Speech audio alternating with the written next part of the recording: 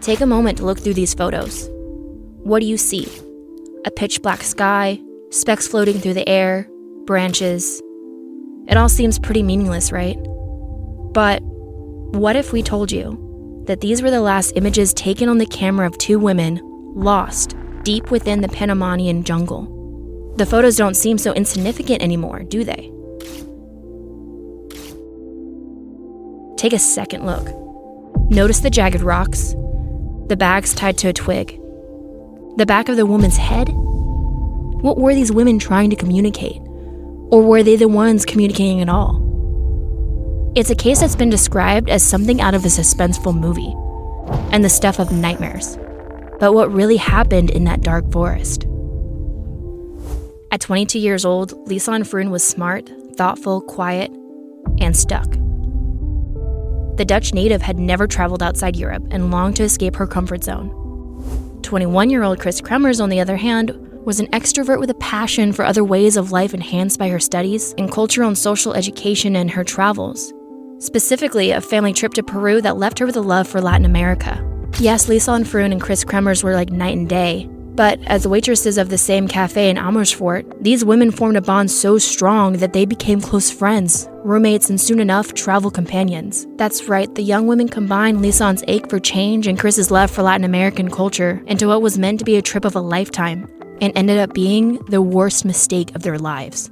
Lisan and Chris wanted to do something significant beyond the usual tourist traps. So less than a year after Lisan earned her applied psychology degree, she and Chris spent 6 months setting aside money to spend 6 weeks in the country of Panama, where they planned to help the local children as volunteer social workers for their Guarderia Ora daycare in the town of Bogota. On March 15, 2014, Chris Kremers and Lisan Froon arrived in Panama. They spent the first 2 weeks touring and attending a Spanish language school in Bocas del Toro, before going to Bogota Chiriquí on March 29th. On their arrival, they met with their host family. They were staying at Spanish by the River, a hostel owned by a woman named Miriam. Then, on the morning of March 31st, Chris and Lisan went to the children's school where they were starting their first day as volunteer workers. Or at least, that had been the plan. Yuck, yuck, yuck. Our first day was a disaster. As we arrive at Ora on time, we are not even recognized or given a friendly welcome, Lisan wrote in her diary. It turned out there had been a mix-up and the daycare wasn't ready to accommodate them for another week. In her diary, Chris wrote that the assistant instructor of the daycare was very rude and not at all friendly about the situation. The two went back to the Spanish language school to inform them of what had happened. They talked with one of the school's workers about any alternative volunteer job to prevent wasting the week. While waiting for a response from a volunteer coordinator, they treated themselves to massage and met Eileen Wittek, a German woman who took a liking to Chris and Lisan. In fact, when Chris and Lisan planned a hiking trip with Feliciano Gonzalez, a tour guide and coworker of Eileen said she would come along. Before leaving for the trail on the morning of April 1st, Chris Kremers wrote in her diary, "We both don't really want to go back to Ora anymore, because we didn't feel welcome at all there. And it was really a huge disappointment. Let's hope that the other project is really fun. Well, let's go with the Panamanian flow then." And in some ways, Chris got her wish. She would never return to Ora daycare or the town of Bogota again.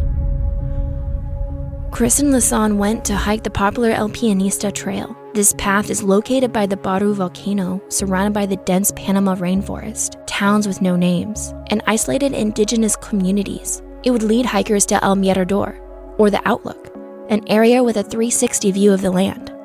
Chris and Lisan allegedly left at 10 a.m. that day, with only light clothing, Lisan's small blue backpack, and a dog named Azul, a pet from El Pianista, a restaurant at the head of their trail. Once the day ended, Azul the dog returned to the restaurant alone.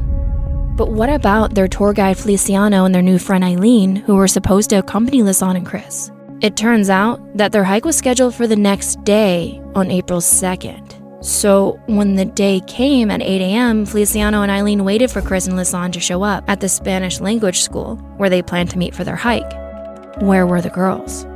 After waiting for half an hour, Feliciano and Eileen went to the duo's host family, but Chris and Lisan were nowhere to be seen.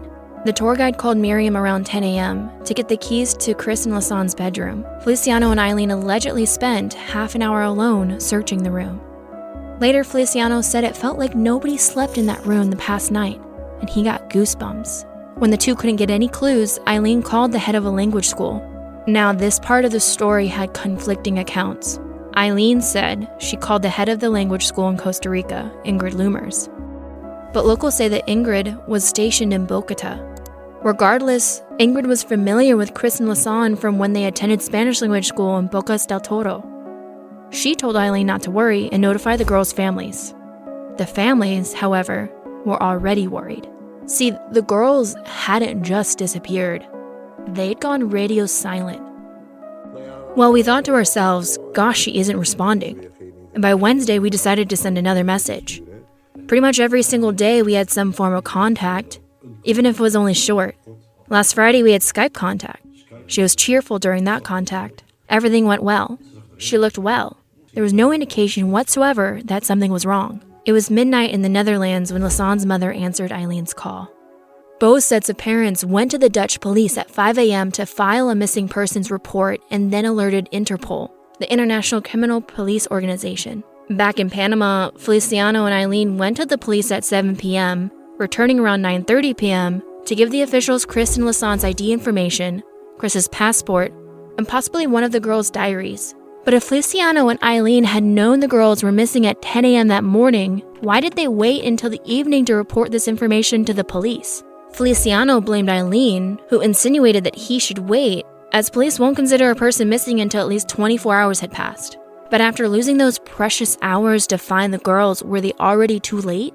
On April 3rd at 7 a.m., Feliciano reported the girls' disappearance to the Sistema Nacional de Protección Civil, SINAPROC, Panama's national civil protection system. SINAPROC gathered a group of 10 men, but were told to stay put until teams from Panama City arrived. The Personería Municipal de Distrito de Bogotá also began a legal investigation. The Criminal Investigation Department and the Forensics Institute took charge of looking into any possible crime against Chris and Lasan, beginning by searching the girls in hospitals, bus stations, hostels, and other places. On the Dutch side of the investigation, the Netherlands asked for Panamanian telecommunications providers to spot any phone activity from Chris and Fran. Nothing turned up. Search crews were organized, and plans were made for both aerial and land searches in the dense rainforest. But as the missing persons case became the subject of local TV broadcasts, and the Dutch Ministry of Foreign Affairs and Panamanian Embassy became involved, the families could only watch and wait. What were we supposed to do there? We worry about getting in the way of investigators not knowing the language of the area. So who are we to think we could find them sooner than the local guides there? And how is this for you? Like I already asked Hans, do you have internal doubts whether or not to go to Panama? Yes, we had that discussion. I have a fear of flying, and we also wondered, what more can we do over there? Still, a growing sense of urgency and fear eventually led the families of the missing women to Panama on April 6th. With them, they brought Dutch detectives, police, dog units, and a plan to enforce a full-scale search that would last 10 days with a $30,000 USD reward. This marked the beginning of a 10-week search, an effort that would uncover more questions than answers. See, despite the planes, the mountain search professionals, the local guides, and the indigenous communities all searching for the girls, there wasn't a footprint, a nail, or even a whiff of Chris or Lasan's presence found in the forest during those initial days. But while the case grew colder by the minute, no one gave up. Did you feel that the police and everyone else involved truly did everything they could to find Chris and Lasan back? Yes, all four of us feel that way. During nightly Skype conversations with our son, we asked him, what is your impression? And we were always told in return that they saw happening around them was really the maximum force and help they could possibly offer. They never got the impression that half-hearted efforts were made. Others, however, felt more could be done if the search was expanded to cover more ground and include more people. We assume and hope that the girls returned once it got dark, and they have gone in the direction of a beach. It is really necessary that the searchers are increased. But even as the reward was increased from $30,000 to $40,000, and the search reached Costa Rica, 60 kilometers from Bogotá, false alarms, anonymous tips, and unreliable searches led to dead end after dead end. But an unexpected discovery brought hope. On June 13th, a local woman found a small blue backpack at the edge of a river by the village of Alto Romero. a place that didn't even exist on the map. This was about 5 miles away from where Chris and Lasanne's path should be. For the girls to get there, they would have to go through the dense rainforest with the light clothing they had on. But the strangeness didn't end there. The local woman who found the backpack claimed that the item had suddenly appeared, almost as if it had been placed there. And as the search effort was expanded, more clues surfaced. Chris and Lasanne's clothes were found a few miles farther from where the backpack was found. But it was the way this clothing was found that was truly haunting. According to officials, the clothing was folded at the edge of the river. Again, like the items had been placed there to be found. It should be noted, however, that there are discrepancies between this report and another stating that the clothing was found floating in the river. Still, with these breadcrumbs, a trail was forming. And when it came to what would become investigators' guiding compass, well, that was found inside the backpack. But what could tossed aside personal items possibly reveal about what happened to the two girls? Inside, the bag's contents were perfectly organized. There were 2 pairs of sunglasses, $83 in American cash, Lasanne's passport, a bottle of water, and 2 bras. But 3 items interested investigators most: Lasanne and Chris's cell phones and Lasanne's camera. After all, it was these devices that captured Lasanne and Chris's journey in the Panamanian rainforest. The forensic analysis confirmed that Lasanne's Samsung phone was last connected to the internet at 10:10 a.m. on April 1st. Around that time, Chris and Lasanne were spotted in a pharmacy, where they bought a remarkable amount of anti-mosquito products. This was later confirmed by a CCTV camera near the supermarket before Chris and Lasanne started their hike. However, CCTV footage of the two were later erased according to the police. On that day, the women took 33 photos, only 23 of which were made available to the public. The first photo, taken at 11:18 a.m. on Lasanne's camera, captured Chris standing on a bridge on the trail. By 11:40 a.m., less than half an hour later, Chris's iPhone was at 51% battery, and Lasanne's Samsung was at 49% battery. Numbers that would only continue to plummet as their time in the wild continued. Once they arrived at El Mirador around 1 p.m., they took more photos on their phones and Lasanne opened Google Maps. The photos continued as they made their way behind the Pianista summit. At 1:20 p.m., the Canon camera took another photo of Chris on the trail, seemingly making a funny face at the camera. Yeah, from the smiling, giddy photos, there was no indication that the women believed they were in any danger. Yet. 1:38 p.m. was the last time Chris's iPhone had Wi-Fi connection. And this was likely the same case for Lasanne's Samsung. The last photo the Canon camera took that day at 1:54 p.m. was a wide shot of Chris, standing on a large rock beside a stream. While her face isn't in focus in the image, an AI rendition of the photo from Panama Research suggested that, unlike the previous photos, this time Chris was expressing worry. But even in the forensic analysis of these devices, there were still missing pieces. See, there was a photo missing from the Canon gallery, deleted to be precise. But why was the photo removed? Was it simply an accidental shot? An unflattering angle, perhaps? Or was it possible this missing image revealed what happened to Chris and Lasanne on that trail? Something disturbing. And if that was the case, was it possible it wasn't the young women who removed the photo from the device, but someone else? It was hard to say, but one thing was certain. A few hours later, Chris and Lasanne knew they were in trouble. At 4:39 p.m., Chris's iPhone dialed 112, the Dutch emergency number that even outside the Netherlands connects callers to the closest emergency services. At 4:51 p.m., Lasanne made the same attempt. None of these calls managed to reach 112 successfully. But despite clearly needing help, the girls made no attempt to retrace their steps to El Mirador. As for why they didn't make their way back, it was possible they were too exhausted, too dehydrated, or simply too lost to know which way to go. However, it was also possible they couldn't move if they wanted to. See, if the girls had become injured on the trail, they may have become immobile. And if one of the women could move, she may have felt unsafe leaving her friend behind. After all, who knew what horrors lay in the jungle after dark? Lasanne and Chris turned their phones off just before 6 p.m. The next morning, April 2nd at 6:58 a.m., Lasanne turned her phone back on and dialed 112. But again, no luck. Her phone was turned off after this. Throughout the day, the girls continued turning on their phones to dial emergency services, including 911, and then powering the devices off, likely to conserve battery power. None of their calls for help went through. At 4:19 p.m., Lasan turned her phone on again. This time, she didn't shut it off. At April 3rd at 2:21 a.m., Lasan opened a weather app on her Samsung, and 20 minutes later, other unknown apps were used. By 7:36 a.m., Lasan's phone only had 1% battery left, and it was turned off. Almost 2 hours later, Chris's iPhone was activated, and 911 was dialed twice at 9:33 a.m. Again, the calls failed to go through. At 11:46 a.m., the iPhone was powered on and then shut down. With battery power draining and hours lost during into days, time was running out. But then, at 3:59 p.m., there was a glimmer of hope. Chris turned her phone on and she had one bar. This was her chance to call emergency services and finally get through. However, that's not what she did. Instead, Chris opened WhatsApp and looked up the contact name MyTM 00507-679-XXXX. It's assumed that this was a typo for the name of Miriam, the owner of the hostel they were staying in. But why was her name searched on the app instead of the emergency contact services the phones had been trying to reach for the past 3 days?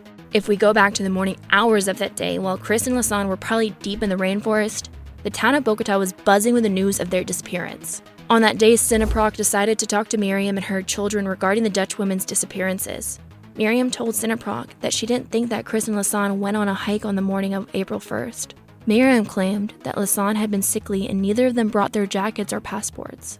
But as search parties desperately tried to find the girls, Lasan and Chris continued reaching out to help, to no avail. On April 4th, at the same time aerial searches began, Lasan's phone was turned on and off at 4:50 a.m., and then once more at 5 a.m. This was the last time her Samsung was booted up as the battery drained to 0%. At 10:16 a.m., Chris's iPhone switched on and off, and then again at 1:42 p.m.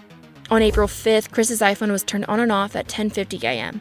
This activity was recorded again at 1:37 p.m., but this time, something was suspicious. See, the passcode that was entered wasn't correct. And the next day on April 6th, the same deal. Had hunger or dehydration affected Chris's memory? Or was the person using the phone not Chris at all?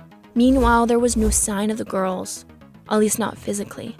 However, French tourists who were supposed to be going to the El Pianista trail were told by someone who lived nearby not to enter the rainforest, as they heard screams the night before.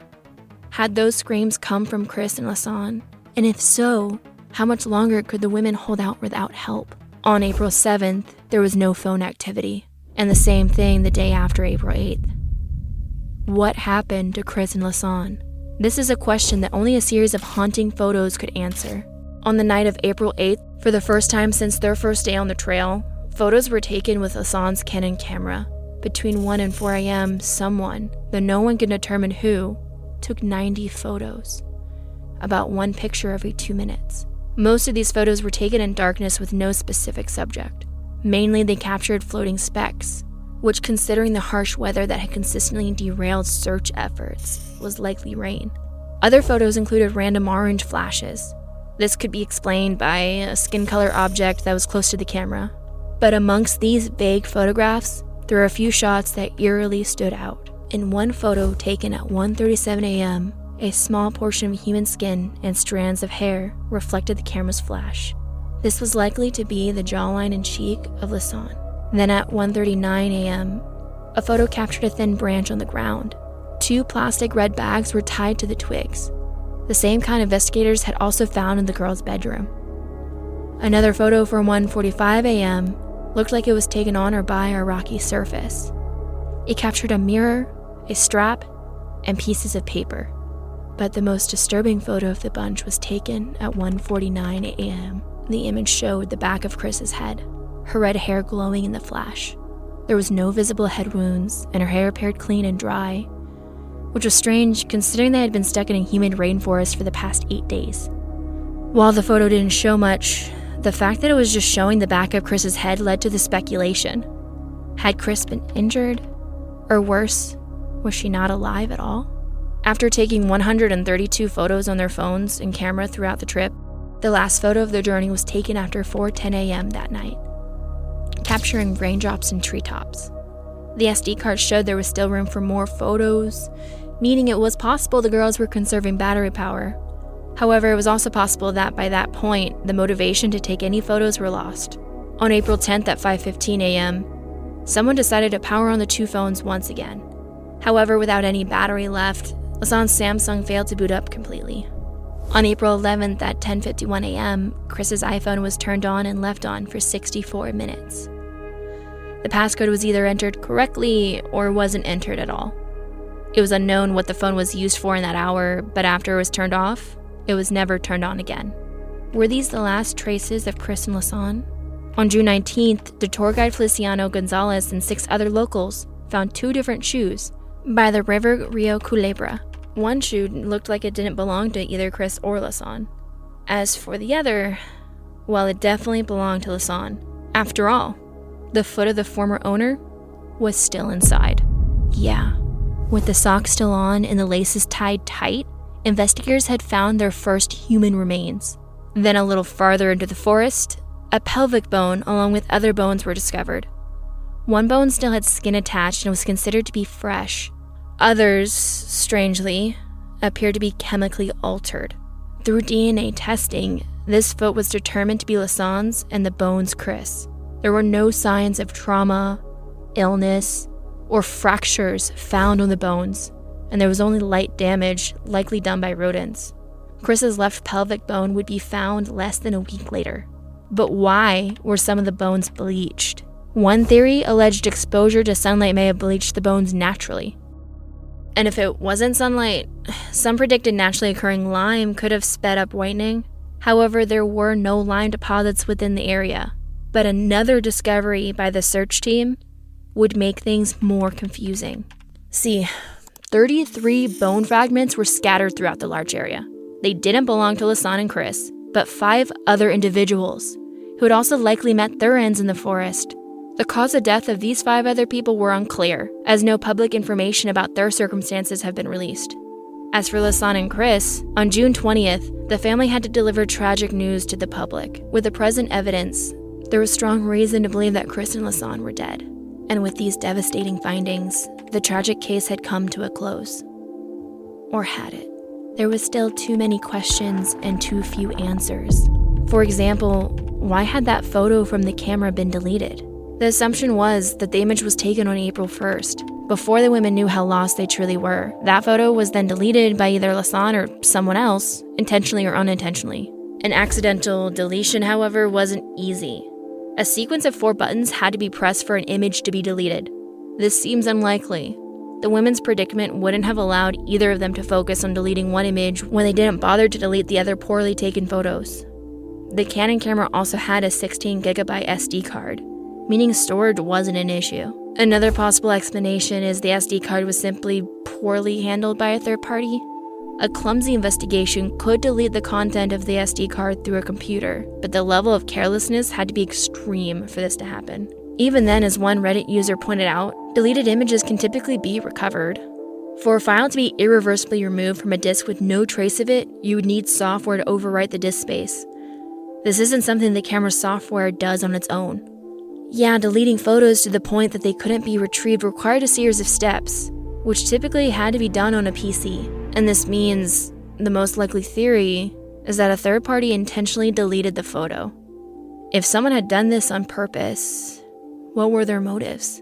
Had there been something in the image that they didn't want the public to see? Something that suggested their deaths weren't just tragic but planned? But it wasn't just the deleted photo that had the public scratching their heads. The series of photos taken on April 8th, many of which included no clear subject, led some to question why were these pictures taken in the first place. There were those who theorized that the camera flashes were meant to scare off predatory animals in the area, such as jaguars, jaguarundi, pit viper snakes, tarantulas, and scorpions. And the area where Chris and Lasanne probably were in, the most likely predator was a mountain lion.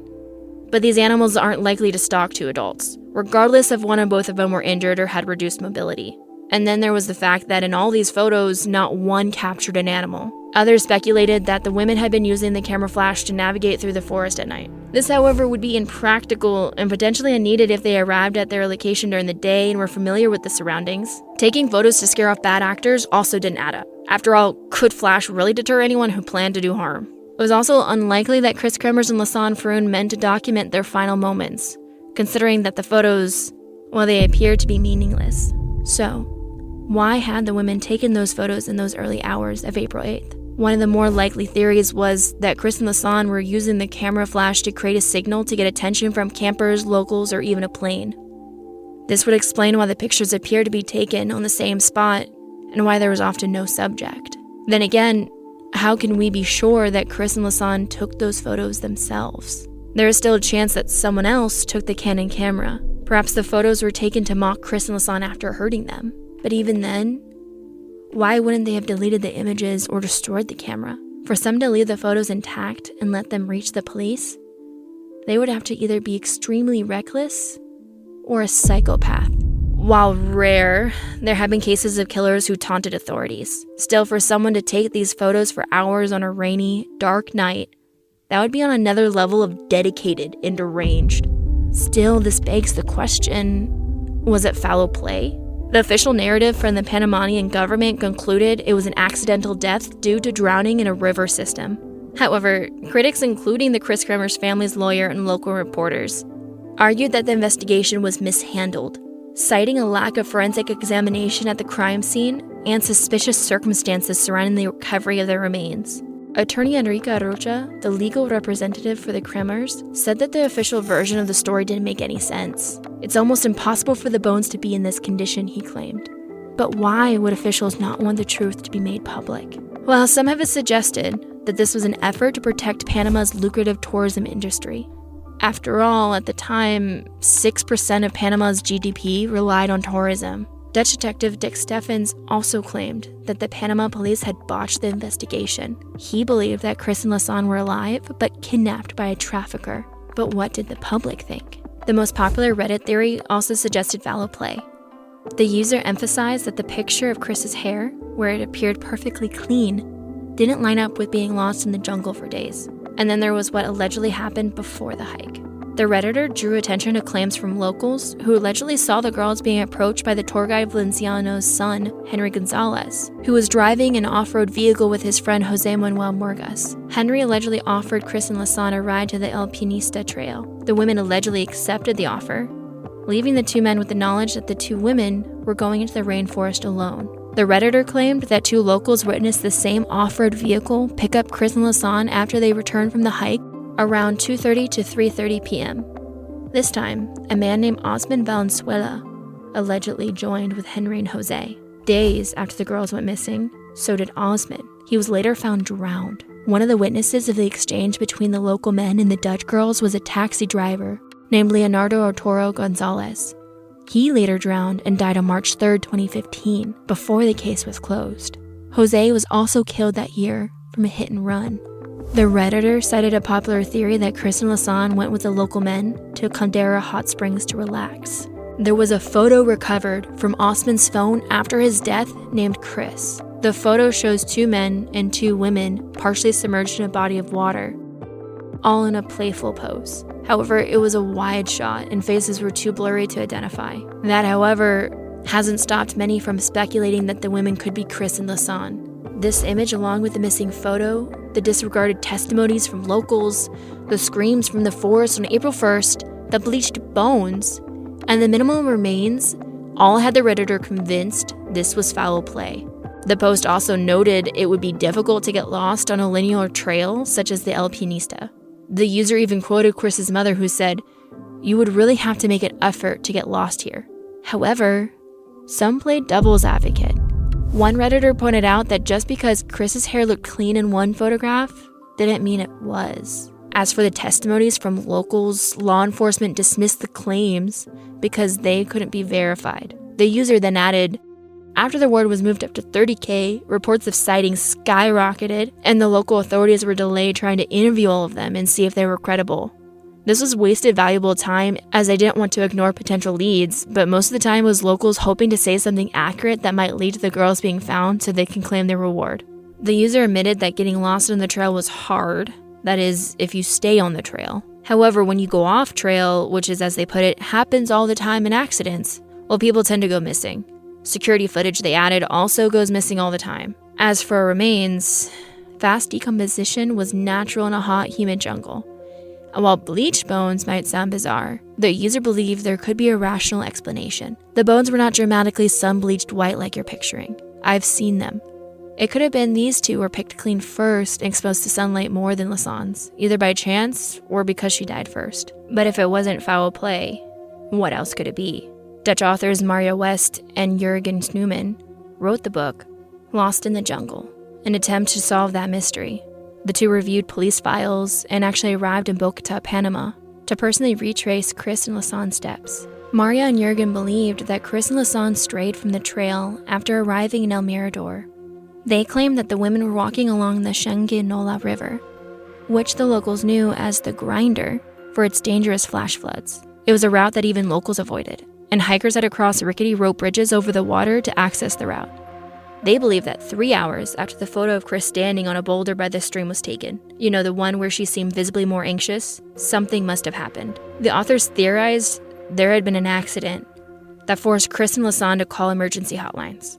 The women then must have settled for the night but continued in the wrong direction the next day. Maria believed Chris died due to her injuries on April 8th, when the night photos were taken, which may have made Lasanne desperate to call for help by flashing light from her camera at night, which could explain the random photos at that time.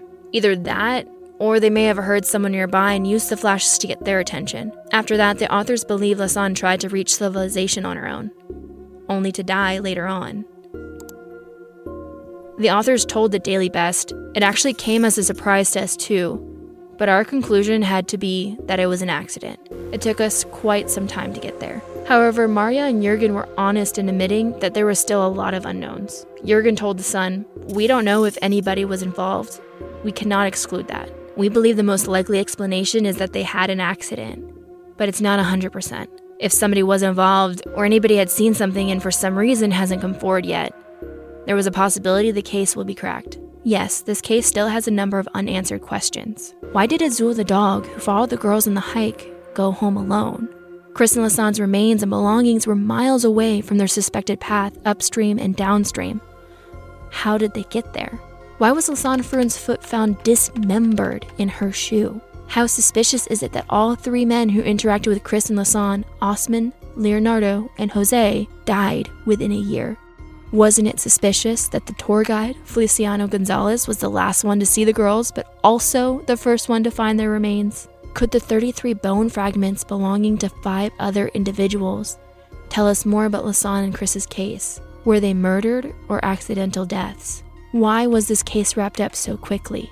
Naturally, internet users have come to their own conclusions. The taxi driver. He lied about the time he dropped the girls off. He was the last one with them. The fact that Lasanne's foot was severed from her leg in a clean cut alone proves that this was a crime, not an accident or an attack by a wild animal. The jungles do not slice apart a human body and dump them. Humans do that. It was the creepy guide. They were murdered by a group of men in that village. Everyone in that town knows the truth. But now, 10 years later, have there been any new breaks in the case? Well, no further remains have been found. And yes, that means both Lasanne and Chris's skulls are still missing. As for suspects, clues, evidence, so far nothing has emerged. But that doesn't mean time has stood still. Since Lasanne and Chris lost their lives, 50 more cases of missing women and girls in the same 40-mile stretch of Panama have been uncovered. In fact, the violent killing of women has been so widespread in Latin America that the United Nations has called it a shadow pandemic.